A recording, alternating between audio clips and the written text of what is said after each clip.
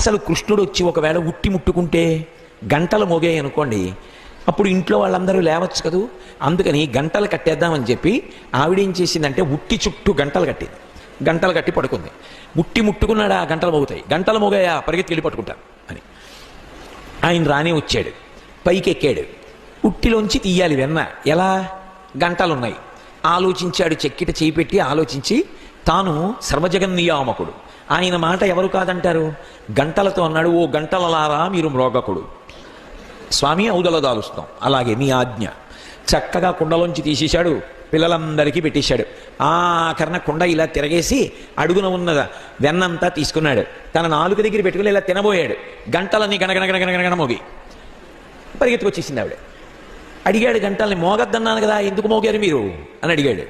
అయ్యా మీరు పిల్లలకి పెట్టినప్పుడు మేము మోగలేదు, కానీ మీరు నోట్లో పెట్టుకున్నారు, మాకు అలవాటు నైవేద్యం పెడితే గంట కొట్టడం.